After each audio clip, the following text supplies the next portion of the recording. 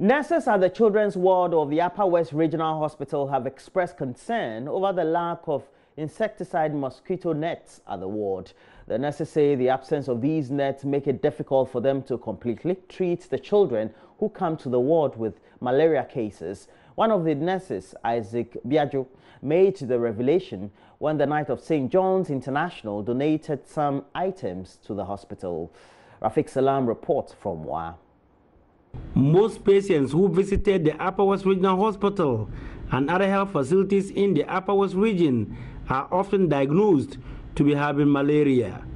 Figures released from the Wa Municipal Directorate of the Ghana Health Service showed a decrease in the number of malaria cases in 2016 from 44,888 to 30,558 in 2017.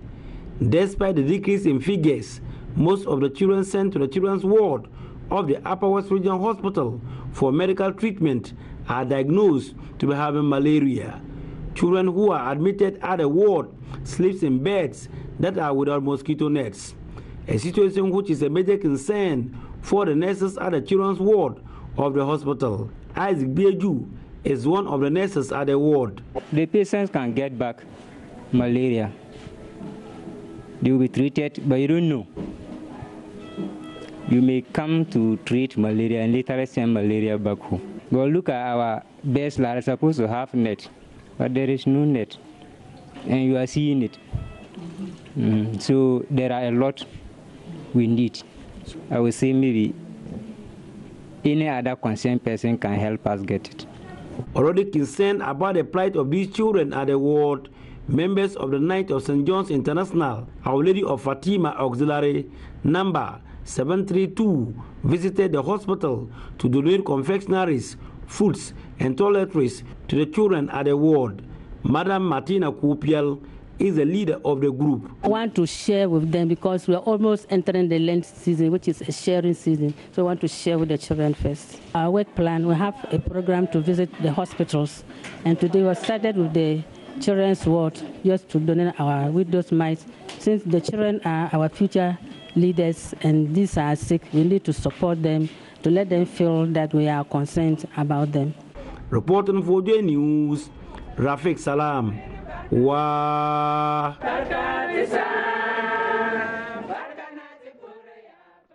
And we're still remaining on health as the chief executive of Breast Care International is advocating free cancer treatment, especially for the poor.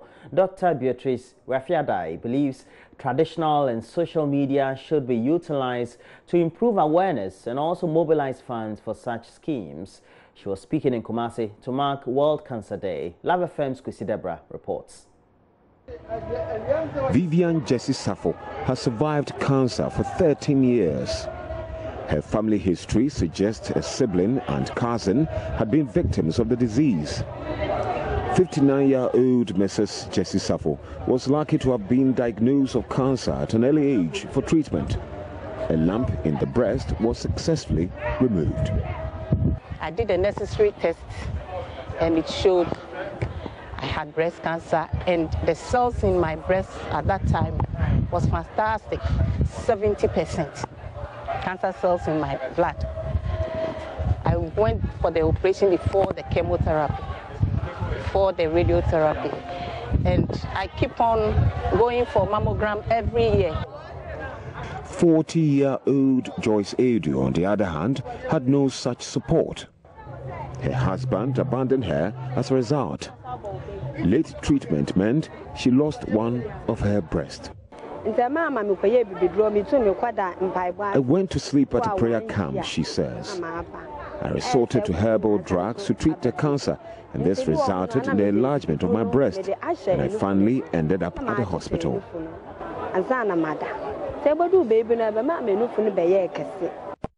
Studies at the Kolebu Teaching Hospital suggest 60% of breast cancer patients report stage 3 and 4. Again, 12.8% patients evade treatment after diagnosis, and 10% never complete treatment. Unfortunately, most of the invaders return with more acute and often inoperable conditions. Dr. Bafuwa is Director of Medical Services, Kofanoche Teaching Hospital. The three important challenges in cancer care in low middle income country in Kumasi, Komfo-Anokye. I will put it first, late presentation, second, late presentation, third, late presentation.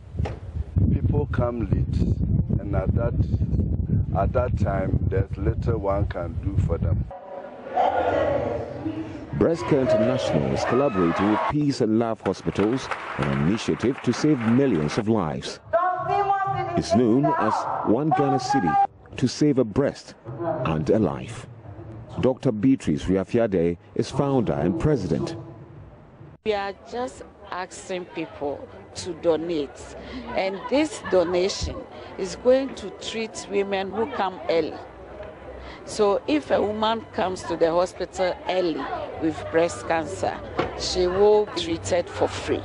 We want to have more survivors in the country. Reporting for JoyNews, Kwesi Deborah. The Member of Parliament for Trifo, Timokwa in the Central Region says he is lobbying many investors into the area to turn the fortune of farmers there. Abraham Juma Odom says based on the enormous impact agriculture could have on his people, a portion of his MP's common fund would be channeled to support farmers who grow cocoa and rice, for example, to enable such farmers expand their farms to boost employment. At a meeting with chief farmers at Trifo Praso, the MP, Abraham Juma Odom, assured the youth their unemployment worries will soon be over, since many opportunities will be created by the expansion of the agricultural sector in the district. Well, it's where Richard Kwejunyakon is reporting from. The meeting with chief farmers in the Chufu Etimukwa district, according to the Member of Parliament for Chufu Etimukwa, Abraham Juma Odom, is to enable them share ideas that can make agriculture a major thriving force in the district. According to him, beyond his common fund being used to work on the expansion of the farms in the district, he has been lobbying to get investors to invest in the agricultural sector to make farming a major viable option for the youth. Abraham Juma Odom noted that the agri sector, which is the backbone of the country's economy, has the potential to create jobs for the unemployed youth and would continue to roll out several initiatives that seek to excite the youth to go into farming. But as a district and as a member of parliament, I believe that the government effort of trying to move agric from a development issue to a business issue is something that I personally find it very laudable. And therefore, I want to use this opportunity to sort of discuss with my chief farmers, discuss with all the stakeholders in agriculture, how we would position ourselves to be effective implementers of the government programs. Planting Food for Job, One District, One Factory, and other programs. If you look at the government program, you come to realize that it's woman-centered. It's centered on the farmer to create wealth for the farmer. And therefore, we are expecting that farmers will be better off as the year moves on. As the year moves on, we're expecting farmers to be making it. And when they are making it, it has ripple effect in their children, in their families, and everything. The DC for the area, Ajman Nyantechi, assured the farmers and the youth the district would support any youth that desires to go into agriculture. The farmers who attended the meeting expressed their profound gratitude to the MP and appealed to him to ensure that the deplorable state of the roads in the constituency are fixed to facilitate the movement of farm produce. Richard Kwejunyakon, Joy News, Cape Coast. In other news, the chair of the Ghana Heritage Conservation Trust, Professor Kojo Yanka, is bemoaning the increasing rate with which Ghana keeps breaking down its heritage sites. According to him, such sites are key treasures that ought to be protected and kept by every nation, but the current disregard for such heritage sites leaves much to be desired. Professor Yanka was speaking after the Ghana Heritage Conservation Trust handed over an ultra-modern toilet facility to the people of Jukwa in the Central Region. The Ghana Heritage Conservation Trust was set up to promote the preservation and conservation of Ghana's historical monuments, sites, and biodiversity. Kakom National Park Visitor Center and a canopy walkway are part of the sites the Ghana Heritage Conservation Trust manages. Over the years, the management of the facility has strove to give back to communities that surround the park and on whose lands the park resides. Several communities have benefited from the benevolence of the trust in the construction of educational structures to social amenities, with the current one being this ultra-modern toilet facility for the people of Jokwa. Speaking at the commissioning of the project, board chair of the Ghana Heritage Conservation Trust, Professor JoyNews, expressed profound sadness about the way the country keeps treating its heritage sites. He believes the earlier the country realizes the treasures embedded in these sites, the better. The limitation we have is that our mandate was only within the central region, but we are still expanding. But I must say that we have so much. We are breaking down heritage sites in this country at an alarming speed, which really worries me. But I believe that that is not my scope. But if there is any stakeholders meeting organized by either the Ghana Tourist Board, or the Ministry of Tourism, we will be interested to participate in it and put a lot of ideas on the floor. But I tell you, there is so much. But on the other hand, we are also destroying them. Professor Yanka also indicated that beyond the several additions that management of the Kakom National Park has brought to the park, management has also been consulting widely to bring more improvement to make the park a world-class facility whose memories will stay with visitors forever. First thing, we needed to improve the Kakum facility itself. Secondly, we needed to add more products, because apart from the canopy walkway, what else did you have to do? 3, modernize the park, because when you travel around the world, you see a lot of development. So all these we have put into our strategic plan, and that's what we have been doing in the past 5 years. The man crowd of Abra Asafana, Nana Munku the 8th, also called for a rigid protection of Ghana's historical monuments and other heritage sites. I am encouraging my subjects. Everybody must learn something about heritage. Everybody, whether in school, formal or informal, training is not just in the classroom. By listening to our elders, and when they pass it on to us, that don't fish in this river, at least it will allow the fishes to also regenerate and procreate. Reporting for JoyNews, Richard Kwejenyako, Jukwa. And let's look at this. When the nature of the roads leading to your house or office become so deplorable, you have no option than to walk sometimes, because commercial vehicles refuse just to drive you home. And that's what most residents in Bulemi, on the outskirts of Gbawe here in Accra, endure on a daily basis, because their roads have become the reason for the constant change of spare parts by drivers who ply the route. Hannah Odami drove on the road and brings us her experience.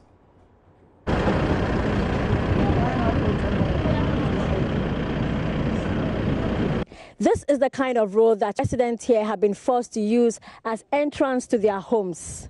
For them, it is not just about the extra cost they have to use in repairing their cars when they get broken. They use this in record. Every 2 months or less, I bought this thing, another tie. Bought the tie now, then the tie spoiled, then you go buy another one. And this thing, the board joint and the tie rod. Every month, unless you change them before you go feel use this in the car. So the road is no good at all. So I road in the because I'm so my time I was here a shop. I don't make a lot of profit because every 2 weeks I have to change spare parts. Every 2 weeks and every month be resources. But also the health hazard they had to face as a result of the dusty nature of this road. Because of the dusty nature of the road, we spend so much on the children because they get cold and cough. Because in food for no money yet. Not only that, but the unwillingness of commercial vehicle owners to come to this area. At times, when we are taking, we have got a bad leg, we want dropping, they said they won't come. If you say bullet, they say won't come. I have to plead with the person, I'll beg before you say no. That road there is not going. Oh, some people leave me, honestly. They won't bring you? No, they won't take me at all because we have got a bad road. We are taxi driver here, but our road is spoiled. Yes, it has affected our pass, spare pass. Yes, our budget, our tile road, and so on. So if someone in town picks you to come to this area, Bulemi, would you willingly come, or you don't want to come because... I don't want to come because our road is not good. Our road is not good. If I want to come, I will charge it. You mean you charge extra? Yes, I'll charge extra. So the person didn't will to come. Drivers no omomba nyade omomba kra nti sanu mo be to me be omombe giant or asia hosa na ya nante saaba. They all have one chorus. We need good roads. From Bawe, Bulemi. My name is Hannah Odame for JoyNews.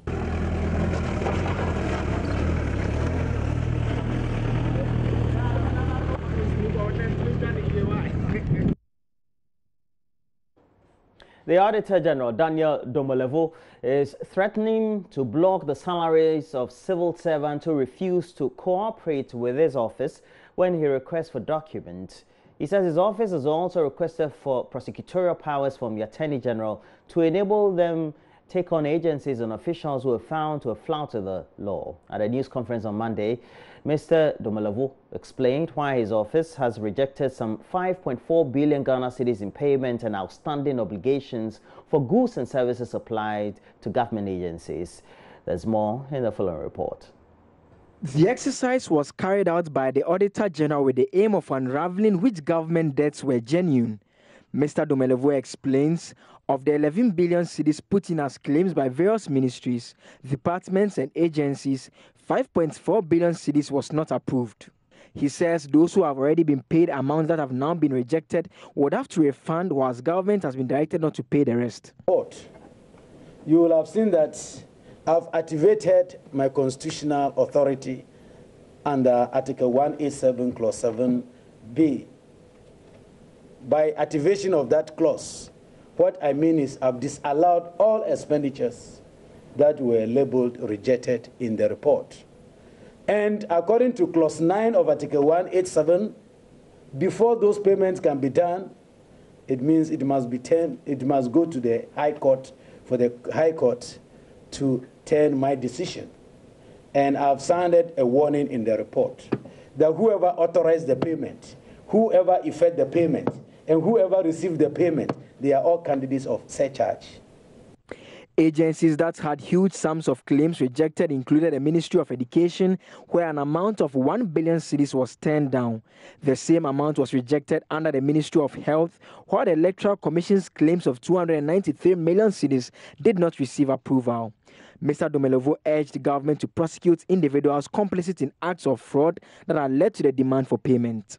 We have also urged the government to go forward with our report to ensure that the infractions are addressed. If anyone has made payment for government debt and deliberately submit the claim again for payment, that's fraudulent, in my personal view. And we are urging the Attorney General, the YOCO, or those with prosecutory authorities to take up this, our report, and we will cooperate fully with them by giving them the evidence we have so that we go forward, because we have to stop this behavior now. I don't think there is a better time to do this than now. Speaking to pressmen, the Auditor General said a request has been put in by his office to the Attorney General for prosecutorial powers. You have to first apply to the Attorney General to get a fiat from the Attorney General, and that is exactly what we are doing, so to save him from following up on this type of small prosecutions. I have a legal unit where I have practicing lawyers who can just go in and do the prosecution or file the writ against the people directly instead of waiting on his office, who may be dealing in bigger crimes. On the attitude of some civil servants who do not cooperate with the audit department, plans to block salaries and allowances as a punishment to be employed in the coming years. But something that they have the right, the liberty to decide when or what they should respond to. But that we are going to cure it. Like I said it, if we now send you our observation and you don't mind us, the first thing we will do is to block your salary, because the law allows us to stop your salary. We will stop your salary. After stopping your salary, you don't mind us, we will disallow the expenditure and surcharge you. You might have bought the tables for the classroom, you might have bought the medicine for the hospital, it will be used, but you will pay for it, since you don't have the records or a means of justifying it to us. Another report on how much has been retrieved through surcharges issued in 2017 is expected to be released in June.